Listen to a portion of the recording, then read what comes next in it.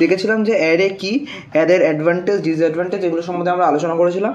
আজকে আমরা দেখব একটা অ্যারেকে কী করে ইনপুট নিতে হয়, একটা অ্যারেকে কী করে ইনপুট নিতে হয় আর কী করে প্রিন্ট করতে হয় সেটা আমরা দেখব। আমরা প্রথমে hash include stdio void main এরা তো থাকে সিএস সিনট্যাক্স অনুযায়ী।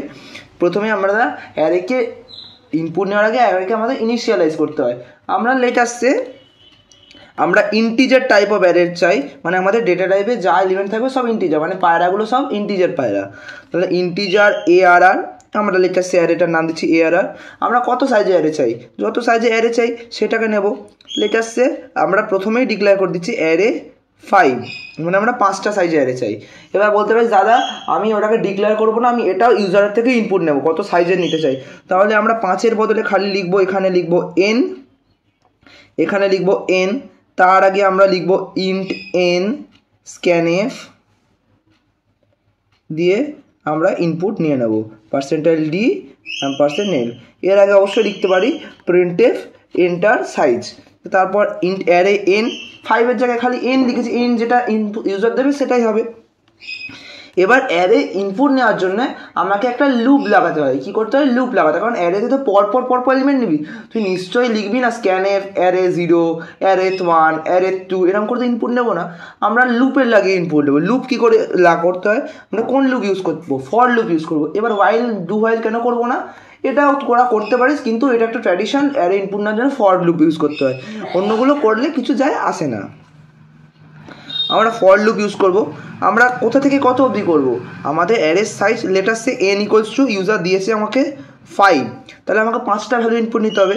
আমরা শুরু করছি ধর int i = 0, int i = 0 থেকে আমি i n অবধি যাব, মানে n এর ভ্যালু যদি 5 হয় তাহলে 0 1 2 3 4 5টা ভ্যালু ইনপুট নেবে। n এর ভ্যালু যদি 3 হয় তাহলে 0 1 2, দেখ লেস দেন আছে, নট লেস ইকুয়ালস টু, এটাতে কোনো ভয় পাওয়ার ব্যাপার নেই। তারপর আছে i++ দিয়ে আমরা জাস্ট ভেতরে লিখবো scanf %d $a of i দিলেই আমাদের অ্যারেটা ইনপুট নেওয়া হয়ে যাবে। কি করে হবে? একবার i এর ভ্যালু যখন 0 তাহলে $a of 0, তাহলে a of 0-তে a of 0 একটা বাক্স ক্রিয়েট হবে, ওখানে ইনপুট আসবে। তারপর a of 1 a of 2 a of 3, n এর ভ্যালু যদি 5 হয়, n < 5 মানে n = 0 হবে, n = 1 হবে, 2 হবে, 3 হবে, 4 হবে। যেই না n = 5 হবে কন্ডিশন ফলস করবে, লুপ থেকে এক্সিট করবে। আশা করছি বুঝতে পেরেছি। আমরা অনেক জায়গা দেখতে পাই int i = 1 লিখছে, দিয়ে i < n লিখছে, সেটা লেখাও একই ব্যাপার। কারণ আমরা যদি 1 থেকে শুরু করি তাহলে 1 2 3 4 5 অবধি চললে তবে 5টা এলিমেন্ট 1 2 3 4 5 1 2 3 4 5 5টা এলিমেন্ট হলে তবে 5টা এলিমেন্ট এন্টার করানো যাবে। আর আমরা যদি 0 থেকে শুরু করি তাহলে 0 1 2 3 4, তাহলে দেখ 5টা এলিমেন্ট হয়ে যাচ্ছে। আশা করছি কী করে অ্যারের ইনপুট নিতে হয় আশা করছি বুঝতে পেরেছি। ওকে, এবার অ্যারেকে কী করে প্রিন্ট করব? একদমই একই ব্যাপার, খালি সেম জিনিস লিখব। For i = 0 i n i++, আমরা scanf লিখছিলাম তার জায়গায় লিখব printf %d ai, তাহলে আমরা যে অ্যারেটা ইনপুট নিয়েছি অ্যারেটা প্রিন্ট করে দিতে পারবো। আশা করছি বুঝতে পেরেছি। আমরা এখানে আর হ্যাশ ইনক্লুড লেখার দরকার নেই, আমরা এই লাইনটার পরেই আমরা এই লাইনটা লিখলেই তো আমরা অ্যারেটাকে প্রিন্ট হয়ে যাবে। আশা করছি কী করে অ্যারের ইনপুট নিতে হয়, ইনিশিয়ালাইজ করতে হয় বুঝতে পেরেছি।